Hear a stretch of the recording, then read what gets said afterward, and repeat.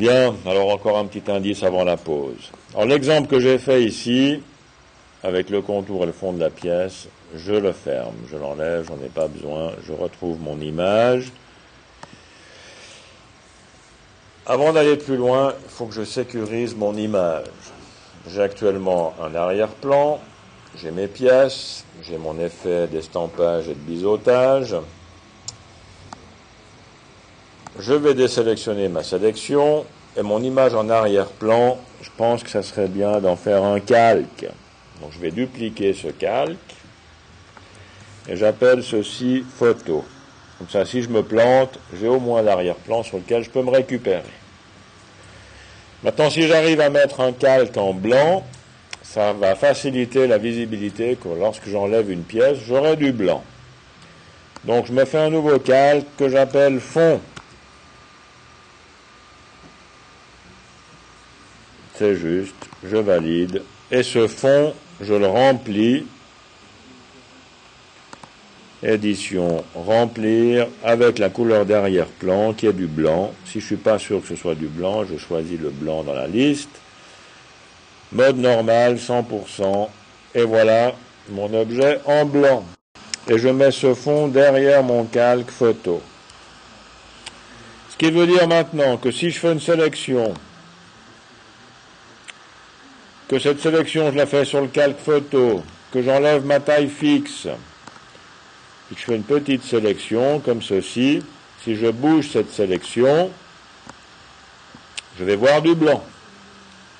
Donc c'est bien juste. Et si j'efface, je verrai du blanc. On va annuler ceci. C'était juste pour vérifier que si je bougeais quelque chose sur photo, je voyais bien mon fond blanc. Bien, je désélectionne ceci. Et puis je recommence. Je prends ma baguette magique. Je vais enlever mes scripts pour l'instant. Je viens sur le calque pièce. Je choisis une pièce. J'ai les pixels contigus. J'ai pas le lissage. J'ai une tolérance. Je prends une pièce. Avec la touche majuscule, je prends une deuxième pièce. Si maintenant je copie le fond de ceci, pomme C, nouveau document, pomme V.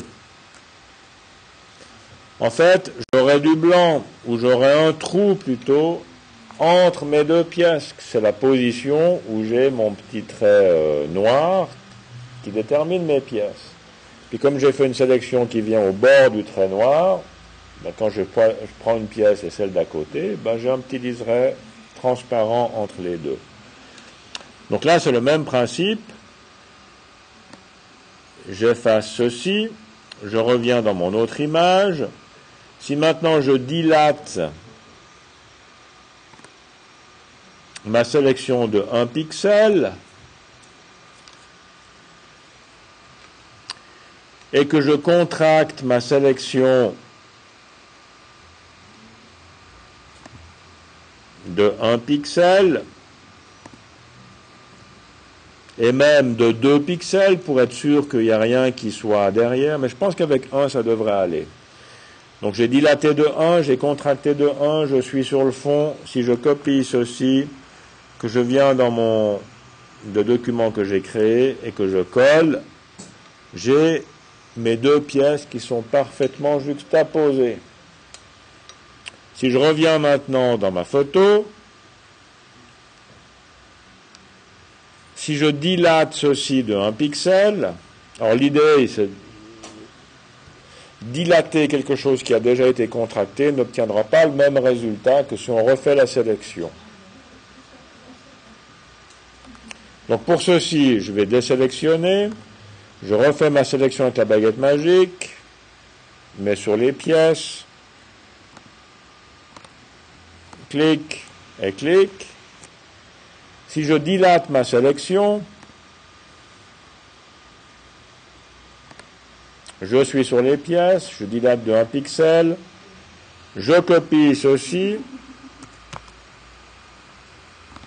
je viens de l'autre côté et je colle.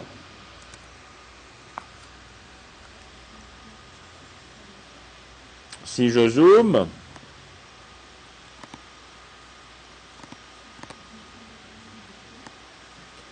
En fait, ça ne marchera pas très bien parce que l'image que j'ai utilisée était déjà un tout petit peu trop petite, puisque le fond, j'avais dilaté et contracté, et ensuite j'avais copié pour faire un nouveau document, et ma sélection, j'ai simplement dilaté. Donc la sélection que j'ai faite avec le contour ici est un petit peu trop petite pour rentrer dans mon image. Mais par contre, le principe est juste, parce que si je cache mon contour ou que je cache mon fond, j'ai bien deux choses qui sont parfaitement séparées. Donc voilà un moyen pour traiter deux images, ou plutôt pour traiter deux pièces qui sont l'une à côté de l'autre, de façon à avoir un fond qui ne soit pas séparé par les deux pièces. Bien, je m'arrête là. C'est une toute petite approche qui n'est pas encore complète, mais qui mettait en évidence ceci.